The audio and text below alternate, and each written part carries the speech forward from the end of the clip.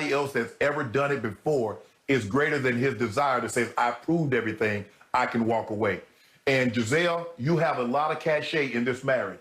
You probably get to determine where you go on vacation and for how long. You get to determine when the school kids are going to go to take a nap and where they're going to go and all that other stuff and when they can go with their friends. But I'm afraid, Miss Bunchen, you're going to have to take a back seat on this one.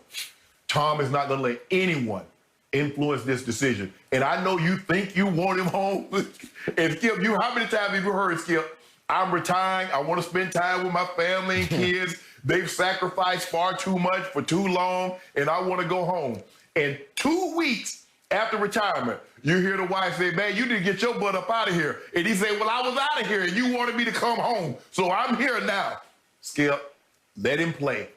Because if you force him to retire, what's going to happen is he's going to be resentful. Don't let anybody, when someone makes you do something that you don't want to do, even though it might be temporarily, you become resentful of that person. I didn't want to do this. So I would advise Tom, keep playing. As long as you can play at the level at which you're playing, don't walk away, because there's nothing that you're going to do after you walk away that can quench that thirst that football quenches. And so for me, I would tell him to keep playing. I don't really know if he has any hobbies outside of this, Skip. For me, I love working out, so that was my escape.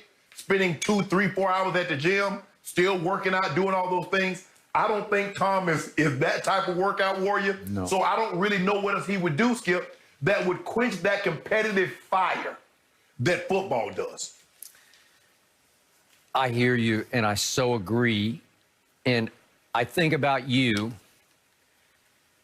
You were pretty much forced to stop playing professional football at age 35 because your body was starting to betray you, and you were just getting sick and tired of how hard it was to prepare for games by having to sit through meeting after meeting after meeting. Yet, the great thing about Shannon Sharpe, the man I know, is you got to do what I believe you were born to do, which is play pro football at the highest level. But the sad part of that is your life's work ended when you were 35. You were just coming into your own as a man. You're only 35 years of age, and it's over. What you were born to do, you can't do it anymore. And I am so thankful for you that you did have the gift of gab, so you were able to segue right into sports broadcasting. And if you couldn't play football, you could dissect football. You could talk about it. You could break it down. You could sort of hold it in your mental hands and say, well, it's still this and it's still that. And it gives you a little bit of connection on Mondays to say, I feel a little bit of what happened on Sunday. And Skip, CBS allowed me to go out and do interviews. So I got an opportunity to sometimes I could go watch practice. I could go sit down and talk to the guys. The guys would ask me, okay, what was it like in this situation? And you were trying to win a championship. So I felt I was still close to the game, even though I wasn't playing in the game. See, Tom is not a guy, Skip. Tom is not going to be Tony Romo. He's not going to be Troy Aikman. Tom Brady ain't looking to get no TV gig, because you know in these gigs, Skip, you got to be critical of people, of players, of coaches. And I don't think I think that's one of the main things, one of the reasons that Peyton hasn't taken one of these jobs. Because you got to be critical sometimes. You got to say, you know what? That was a bad decision. That was the wrong read. That was a blown call by the coach. He shouldn't have. And so I don't know where Tom goes, Skip. If he doesn't play football, what do you see Tom doing, Skip? There's only so many rounds of golf that you can play in a day. Bingo. He loves to play a little bit of off-season golf, but it's not going to scratch that itch. I don't know. No. I don't see him being a coach. I don't know for sure. Maybe like a physical fitness or like a guru, like he'll continue the TB12 method of how to sustain your life, how to make your life better. But quick aside, our friend, our man, Eric Dickerson, that we often have on the show here, we call him the Rambassador. I had the privilege and honor last week, Shannon, of reading an advanced copy of Eric's new book, his autobiography about his life and times, dating back to, obviously, Gisele, Texas, on to SMU, and then to the Rams and the Colts, and into the Pro Football Hall of Fame alongside you. I consider him the best running back and the greatest running back in football. But it's a riveting read. I highly recommend it. It's not going to be out for a while, but it dripped with pathos and passion. It seemed like every few pages about Eric reflecting back on how the greatest times of his life were running with that football. And he said the first time he ever got to run in a varsity game, as I believe he's a freshman at Sealy, it was magical to him. He scored 6 touchdowns, and he said, I never got over that. And if he could snap his fingers and go back to it today, he'd sacrifice everything to be able to go back and carry the football under the brightest lights of the National Football League. It's who he was, and it hurt my heart to read it because, man, and I'm not saying he's living in the past, but he just misses the hell out of it. So you do, Skip. And the thing is, Skip, is that it's kind of like what drove Michael Jackson was because, Skip, he tried to make another Thriller. He tried to make another album. He didn't realize, bro, you just made the greatest album. Not a compilation where people put their hits together. This was one album. That's what Thriller was. And he said, well, I can make another one. And it drove him. Tom Brady is still driving, trying to get Super Bowl, Skip, because that feeling, that high for him, yes, Skip, he loves winning games. But that high that you get from winning the Super Bowl, because you get to look from the mountaintop and look down at all the teams that you accomplish, all the teams that you conquer, that laying in wait, and you're like, I'm here.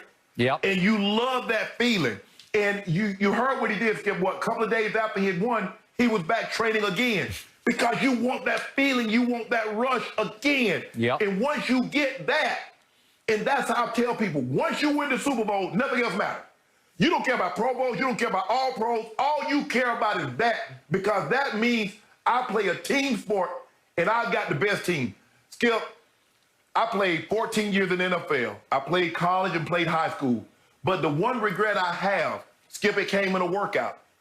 We were working out one day, and I felt good. I felt really good. We was on a chest day. I felt really good, Skip. And I benched, I did my bench. I think I went up to like 440 pounds for a double. And then we got to the dumbbells. And I did the 170-pound dumbbells for 6 reps. Now, 180s are on the floor. They're the only dumbbell that's not racked. Only one man has ever done those. Ronnie Coleman, 8-time Mr. Olympia.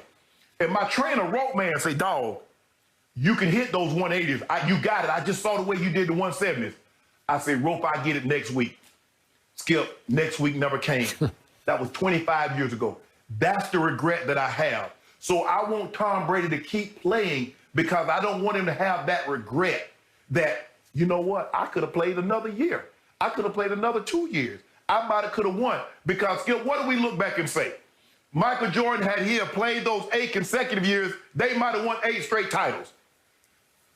Yep. I tell you what's not going to happen. Tom Brady ain't going to have that. Tom Brady's going to empty the tank. When they say he gonna drive this car till the wheels fall off, till the wheels fall off, the engine drops out, the steering wheel comes off the column, there's going to be nothing but a shell of a car when Tom Brady leaves. That's when you know he's going to know it's over, because everybody else, it seems to me, Skip, that's when he's going to know that it's over. So for me, Tom, keep playing, bro. You're having too much fun. You enjoy everything. Skip, I believe he enjoyed the other aspects. See, for me, Skip, I love playing in the game, but I didn't like the meetings. Nope. I didn't want to be there. I heard it all. I'm trying to figure out how can Tom go 20 years, hear the same terminology, and still have a burning passion to hear it over again. Yep. Damn. How many times you got to hear doctors hear a nursery rhyme before you like, I don't want to hear that one no more. Skip, even kids hearing bedtime story. You got to change it up for them.